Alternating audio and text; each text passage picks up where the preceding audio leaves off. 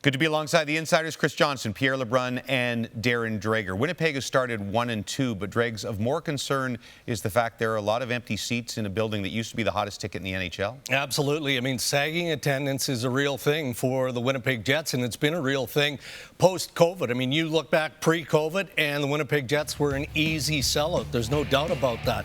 Current numbers, if they continue, is going to put a strain on the Winnipeg Jets that may not be sustainable long term. So you look to the future and now you look at the present, and you can explain why the Winnipeg Jets were so eager to extend Connor Hellebuyck and Mark Scheifele, because the Winnipeg Jets cannot afford a traditional long-term rebuild. They need the local fans to come back, and they also need corporate Canada to step up, or it will be problematic. We're used to seeing no empty seats on the floor of the draft, where forever there have been 20 representatives from every single team at a table. Widely reported the NHL is considering changing that format to more like the NFL, where there'd only be a couple of representatives there and the players would be the show. How close is that to actually happening, Pierre? Well, what's interesting, James, is that the league seems to be in a hurry to get feedback on this proposal. The league sent out a memo on Wednesday to all 32 team presidents and all 32 general managers and asked teams to send in one single sentiment or vote by Tuesday, this Tuesday. So it's not a lot of time to think about changing the way the league has done a draft for the past number of decades, but that's what the league is looking at getting feedback on. And the idea here is that from a hockey operation standpoint, a lot of managers feel that it'd be easier to work at their club headquarters in their own markets in terms of getting ready for July 1st and focusing on the draft as opposed to being in the draft city.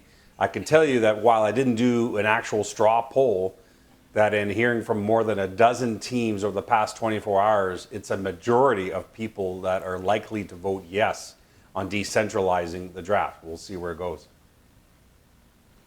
Well, no matter how that vote turns out, and especially if it does result in a change, we're likely looking at a change in 2025. And I bring this up mostly because there's some thought with the league still not having finalized its spot for the 2024 NHL Draft in June that might be driving the discussion. That's not actually the case. The league is confident it will have a venue if they are going to go ahead with the traditional draft at the end of the season. As we've reported before, the Sphere in Las Vegas, I think, is the preferred spot, although it's not clear if the financial aspect of that will work. But even if that doesn't come to pass, there's at least one alternate venue in Vegas the league has tabbed, and two potential other cities that are willing to step up and host a draft if it comes to that. Guys, I think one of the more underrated individual feats the last few years is the fact that Craig Anderson was an elite NHL goaltender into his 40s. Now at 42, it looks like the run is over, but will it end as an Ottawa Senator, Dregs? It absolutely will, and this is by design, clearly by Michael Andlauer. This is a huge part of the approach of the new ownership of the Ottawa Senators is to honor the alumni.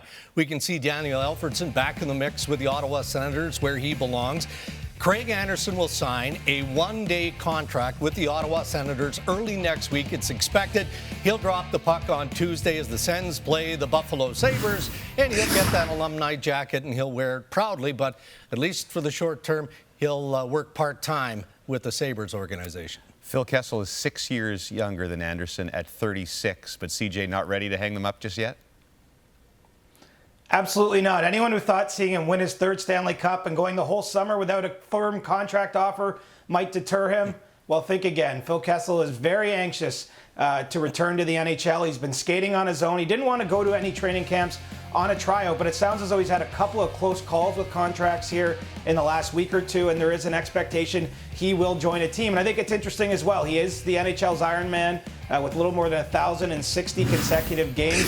That streak would technically continue if he signed somewhere and started playing games, but I don't think it's that important to Kessel. He's not setting that as a contingent on where he signs. I think he just wants to be a member of a team and wants a chance to continue living the dream. And maybe a chance to reach one more milestone. He's 8 points shy of 1,000 for his career.